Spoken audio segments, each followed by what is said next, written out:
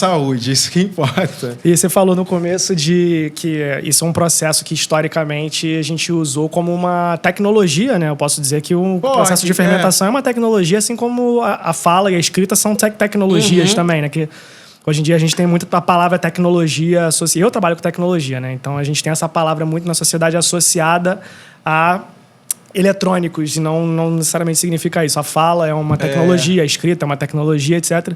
Estou considerando também que, então, o processo de fermentação, historicamente, ele é uma tecnologia.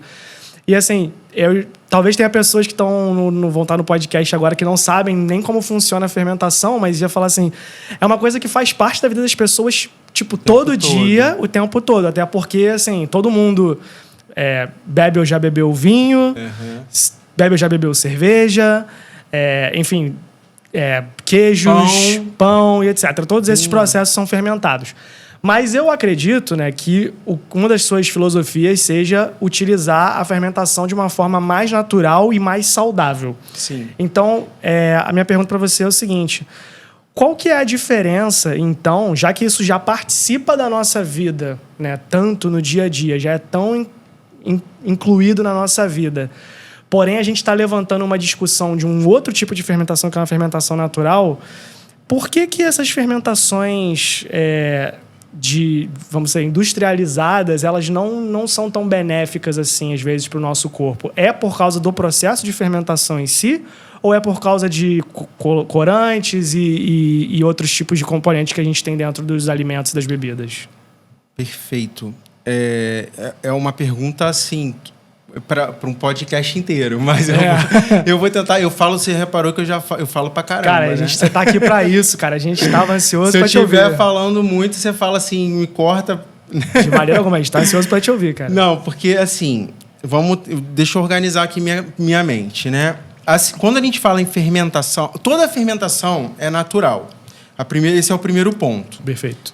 Né? A partir do momento que a gente fermentou, a gente está fazendo algo que é natural.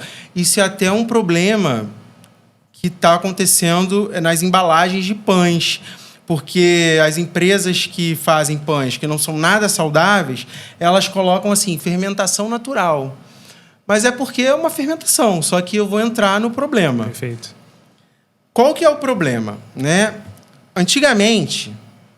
E aí vamos voltar um pouquinho lá para nossa para antes da Revolução Industrial, de repente, porque assim, a partir da Revolução Industrial, muita coisa aconteceu. E eu costumo dizer assim na minha mente, pelo menos, para o meu tic-teco aqui, que a partir daí que as coisas ficaram complicadas. Ao mesmo tempo que muita coisa foi descoberta, como por exemplo, o antibiótico. O antibiótico, ele é uma maravilha. Ele começou a curar muitas pessoas, porque antigamente as pessoas morriam de infecção, não que não morram ainda. Sim. Mas hoje em dia... Era muito comum, né? Tem gente que morria de diarreia, né? Sim, exatamente. Então, ao mesmo tempo que ele é muito importante, hoje em dia, ele é um problema. Não que não precise tomar antibiótico quando você tem alguma doença, alguma infecção e tal. Mas, hoje em dia, de tanto que as pessoas tomaram antibiótico, né, para tratar qualquer coisa, inclusive, às vezes as pessoas estão com dor de garganta, que isso não tem nada a ver com uma infecção bacteriana, às vezes, e tomavam antibiótico. E aí, qual que é o problema disso? Antibiótico ele serve para quê? Para matar micro-organismos. Certo? Da mesma maneira que a gente tem um micro-organismo que está causando doença, né? Ele está morrendo, os micro-organismos do nosso intestino, aqueles que a gente falou no início da live, que eles são importantes para a nossa saúde, eles também estão morrendo. Sim. Então, isso causa um problema sério na humanidade. Não só o antibiótico, como um monte de outras coisas. Então, depois eu quero falar mais sobre isso, mas para responder sua pergunta, a fermentação, né, voltando, né, a Revolução Industrial lá. Então, a gente teve muitas coisas boas, mas só que a gente teve muita coisa que que prejudicaram a nossa sociedade, né? De repente é porque a gente cresceu demais, né? Nós somos muitos hoje em dia, né? Então isso é um problema sério também. Então,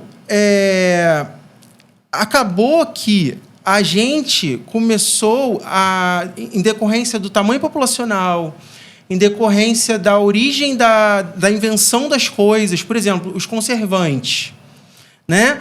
Hoje em dia a gente tem uma substância química estudada que é capaz de deixar um suco de laranja 1 ano dentro daquela garrafinha, né? Não só o conservante, mas tem a pasteurização, tem o UHT, tem não sei o quê.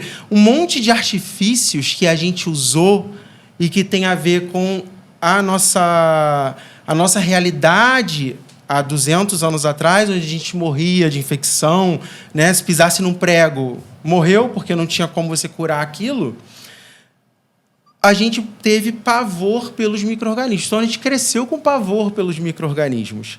Então, hoje em dia, né, depois a gente começou a construir mecanismos de evitar totalmente que os micro-organismos pudessem se desenvolver nos alimentos. Então, isso foi muito bom? Foi bom em muitos aspectos. Por exemplo, a gente conseguiu alimentar muito mais pessoas. Perfeito. Isso é ótimo. Porém, a gente estragou um monte de outros alimentos que são importantes. Exemplo, né? Vamos focar agora nos alimentos fermentados, que foi a pergunta. Por exemplo, o queijo. O queijo é um exemplo clássico, né? Você tem lá o requeijão. O requeijão, ele é um produto alimentício hoje em dia. Ele não é mais um alimento.